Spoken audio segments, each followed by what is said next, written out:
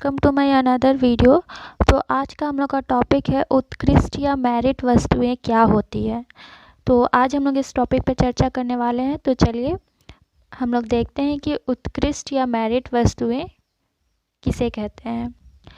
गुणों पर आधारित वस्तुओं को ही उत्कृष्ट वस्तुएं कहा जाता है, जिसके संबंध में मंसग्रेव अपना मत व्यक्त करते हुए कहते हैं कि सरकार जिन वस्तुओं के उपभोग को जनहित में बढ़ाना आवश्यक समझती है उनको गुणाधारित अथवा मेरिट वस्तुएं कहते हैं, और ये वस्तुएं जिन आवश्यकताओं की संतुष्टि करती है उन्हें उत्कृष्ट आवश्यकताएं कहते हैं। उदाहरण: शिक्षा, स्वास्थ्य, अल्प लागत की आवासीय व्यवस्था, अनाज आदि। सरकार जिन वस्तुओं के उपभोग को समाज के लिए हानिकारक समझती है उन पर नियंत्रण लगाती है। इस प्रकार की वस्तुओं को गैर उत्कृष्ट वस्तुएं कहते हैं। उदाहरण: नशीली वस्तुओं के उपभोग को नियंत्रित करने के लिए सरकार उन पर टैक्स लगाती है। अगर हम लोग शॉर्ट में बोलेंगे तो गुण आधारित वो वस्तुएं हो जाएंगी। उत्कृष्ट वस्तुएं वे वस्तुएं हो जाएंगी जो कि सरकार लोगों के हितों के लिए लगाती है, जैसे शिक्षा, स्वास्थ्य, अल्प ज्ञान, ये सब से रिलेटेड जो भी वस्तु होगा वो सारा क्या हो जाएगा, उत्कृष्ट वस्तुएं हो जाएगा। और हानिकारक वस्तु है वो हो जाएगा जैसे नशीली वस्तु, मतलब शराब, ये सब पे सरकार अधिक टैक्स लगाती है। तो अब हम लोग देखेंगे उत्कृष्ट वस्तुओं की विशेषताएं क्या क्या हैं और वे सार्वजनिक वस्तुओं से किस प्रकार भिन्न है। उत्कृष्ट वस्तुओं का उत्पादन राजकीय निर्देशों के अंतर्गत होता है, जबकि सार्वजनिक वस्तुओं का उत्पादन में व्यक्तिगत अधिमानों के आधार पर किया जाता है। मतलब कि जो उत्कृष्ट वस्तुएं हैं उसको सरकार जब निर्देश देगी कि हाँ इस चीज़ को बनाओ तो फिर उसका उत्पादन किया जाता है, लेकिन सार्वजनिक वस्तु में ऐसा नहीं होता है। लोग अपना लाभ से प्रेरित हो करके उसका उत्पादन करते हैं। और इसका दूसरा पॉइंट है, उत्कृष्ट वस्तुओं के संबंध में अपवर्जन सिद्धांत लागू होता है, जबकि सार्वजनिक वस्तुओं के संबंध में अपवर्जन सिद्धांत लागू नहीं होता है।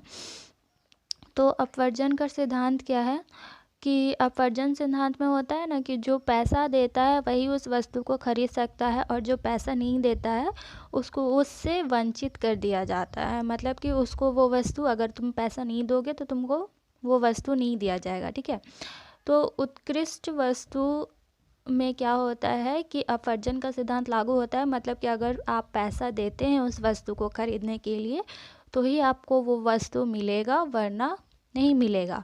लेकिन सार्वजनिक वस्तु में क्या होता है कि आप पैसा दो या ना दो, लेकिन आप उसका यूज़ कर सकते हो। इसका उदाहरण हो जाएगा जैसे कि सरकारी स्कूल जो सरकार के द्वारा संचालित किए जाते हैं उसमें होता है कि फ़ीस नहीं होता है। ठीक है।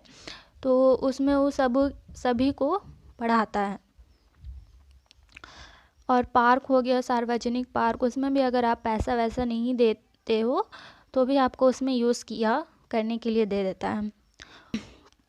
तो अगला पॉइंट है, उत्कृष्ट वस्तुओं में संतुष्टि की मात्रा भिन्न भिन्न की जा सकती है, जबकि सार्वजनिक वस्तुओं द्वारा सबको समान संतुष्टि मिलती है।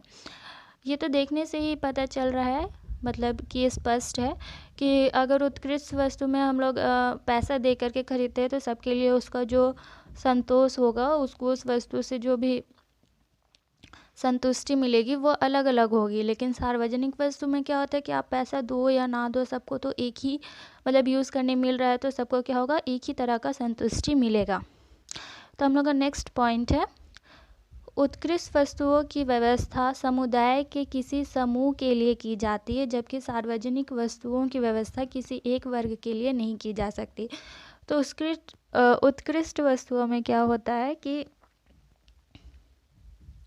समुदाय के किसी एक समूह के लिए, कि जैसे कि जो बड़ा बड़ा कंपनी होता है,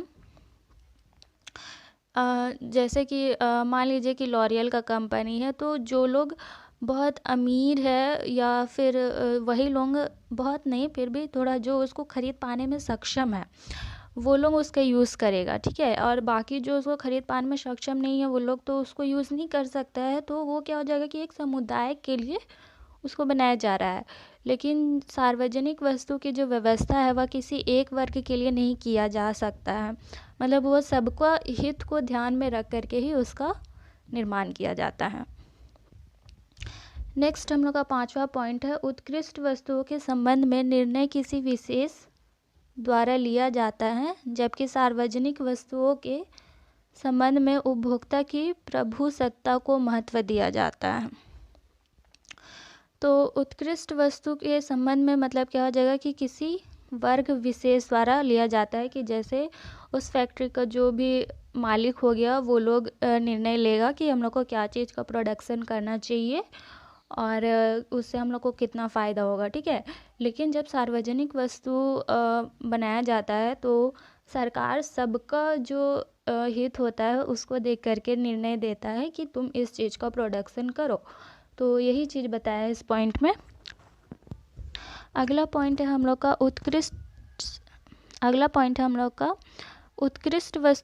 उत्कृष्ट वस्तुओं की संतुष्टि सार्वजनिक बजट के साथ साथ कीमत द्वारा भी संभव है, जबकि सार्वजनिक वस्तुओं की संतुष्टि सार्वजनिक बजट द्वारा ही संभव हो सकती है। ये था हम लोग का आज का उत्कृष्ट या मेरिट वस्तुएं। तो आशा करती हूँ आप लोगों को ये टॉपिक समझ में आया होगा। तो मिलते हैं फिर नेक्स्ट टॉपिक में, तब तक के लिए थैंक